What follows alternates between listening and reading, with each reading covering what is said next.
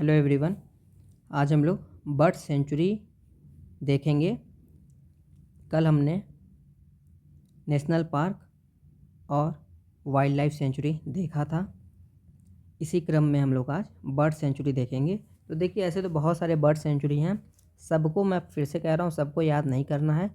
सबसे पहला आप याद करिएगा कि यूपी का सबसे पहला बर्ड सेंचुरी कौन सा है। नवाबगंज है, जो कि उन्नाव डिस्ट्रिक्ट में है, और इसका नाम चेंज कर दिया गया था 2015 में चंद्रशेखर आज़ाद बर्ड सेंचुरी। सबसे बड़ा बर्ड सेंचुरी कौन सा है? एक ये है लाख बहसोई बर्ड सेंचुरी, एक कन्नौज में है, बिगेस्ट बर्ड सेंचुरी है। इसको याद इस तरह से कर लीजिएगा, लाख बहसोई है तो एक लाख बक्स, आप मिडाइवल हिस्ट्री पढ़ेंगे तो उसमें लाख बक्स का टाइटल कुतुबुद्दीन ऐबक को दिया गया है, क्योंकि बहुत ज़्यादा उसने सिल्वर के जो कॉइन्स हैं उसने दान दिया था, बहुत ज़्यादा, बहुत बड़ा। तो लाख बक्स से आपका लाख भैंसोई हो गया, तो ये हो गया सबसे बड़ा है, ये सबसे बड़ा बर्ड सेंचुरी है। और ये कहाँ पे है? कन्नौज में है। कन्नौज में हुआ था ट्राईपार्टाइट स्ट्रगल, बहुत बड़ा युद्ध हुआ था इसको हड़पने के लिए कि कौन इस पर राज करेगा। तो कन्नौज में हुआ था सबसे बड़ा। तो सबसे बड़ा बर्ड सेंचुरी कहाँ हो गया? लाख भैंसोई, कन्नौज में। इसको बस मतलब रिमेंबर रखिएगा दिमाग में, तो आपको उस समय एग्ज़ाम में आपको याद आ जाएगा। और थर्ड नंबर पे आपको याद रखना है, सबसे छोटा बर्ड सेंचुरी कौन सा है? वो है पटना बर्ड सेंचुरी। अब इसको याद कैसे रखना है कि देखिए, बात हो रही है यूपी की, और यूपी में आ गया पटना, तो पटना तो बिहार में है, तो बिहार में बड़ा होगा ना। यूपी में तो इसको कम ही रहना पड़ेगा, झुक के रहना पड़ेगा यूपी में। तो सबसे छोटा कौन सा हो गया? पटना हो गया। अब आप अपने तरह से भी इसको याद कर सकते हैं, जैसा आपको सही लगे, बस मैं आपको एक बता दे रहा हूँ। और नवाबगंज, पहला पहला बर्ड सेंचुरी बने थे तो बड़े नवाब बन रहे हैं, अपने आप को बहुत नवाब बन रहे हैं, तो उससे हो जाएगा नवाबगंज। ये कहाँ है? उन्नाव में। और इसको रटना है आपको, इसको दिमाग में हमेशा रखना है।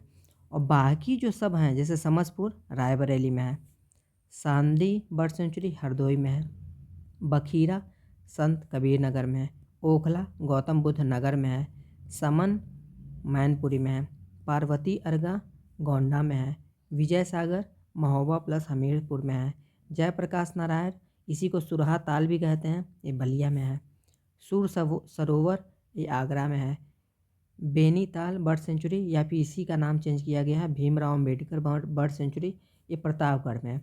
इसको आप डेली देखते रहेंगे तो अपने आप याद हो जाएगा।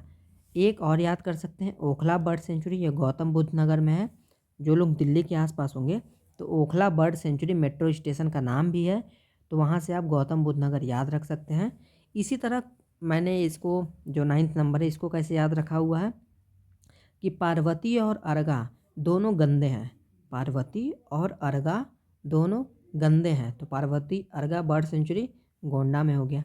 इसी तरह थोड़ा थोड़ा देखिए, 4-5 तो आपको याद ही हो गया, और 5-6 और बचा है, तो इसको रटने मत लगिएगा।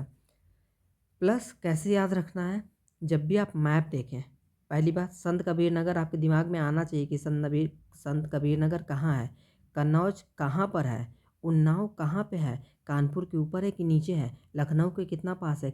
ये आपके दिमाग में मैप बन जाना चाहिए इतने दिन में। नहीं बन रहा है तो आप डेली देखा करिए, या किसी जैसे बुलंदशहर का कोई न्यूज़ देखें, आपको पता है बुलंदशहर यूपी में है, तो आप देखिएगा कि बुलंदशहर कहाँ पे है, एक बार मैप जल्दी से गूगल सर्च कर लीजिए, इससे बहुत ज़्यादा फ़ायदा होगा समझने में। और डेली आप जब इन सब को देखते रहेंगे, इसीलिए मैं जितने रटने वाली चीज़ हैं इसको पहले लिखवा दे रहा हूँ। एग्ज़ाम टाइम में नहीं रट पाएंगे आप, रट भी लेंगे, क्वेश्चन आप वहाँ पे गलत कर देंगे, इसीलिए मैं बहुत पहले इसको करा रहा हूँ सबसे शुरू में। रोज़ आप इस सबको देखते रहेंगे। Hastinapur wild life sanctuary, Hastinapur में युद्ध हुआ, बहुत सारे हुए, ठीक, महाभारत रामायण का नाम इसमें है, तो बहुत बड़ा है हस्तिनापुर, तो इसीलिए ये लार्जेस्ट है। इस तरह से कुछ कुछ याद रखिएगा।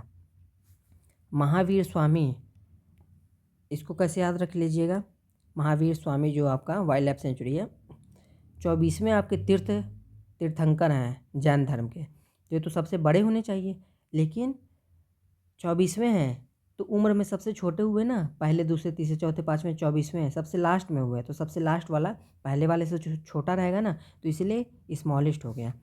तो कुछ कुछ अपने मन से भी आप ट्रिक बनाते रहेंगे तो आपको बहुत फ़ायदा रहेगा। Thank you.